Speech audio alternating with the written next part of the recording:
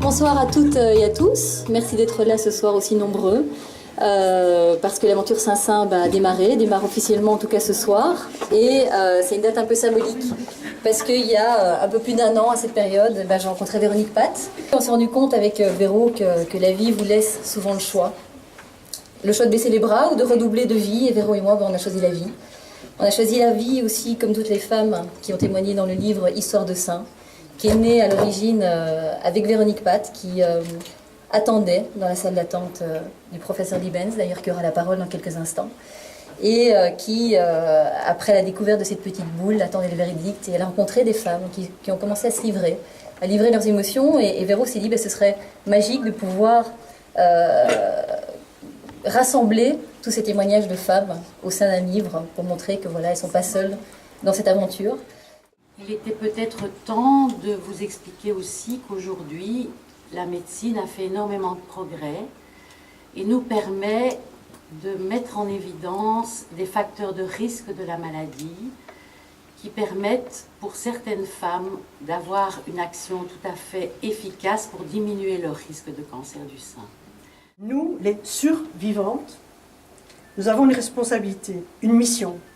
Celle urgente de témoigner, comme vient de dire Madame Libens, de sensibiliser toutes les femmes qui passent à côté du dépistage, plaider pour une approche moderne et efficace du screening.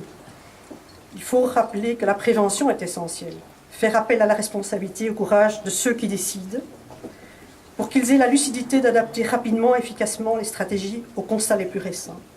Il y a de plus en plus de femmes atteintes, nous avons donc ce fameux record, et elles sont de plus en plus jeunes. Et nous devons prendre les bonnes décisions.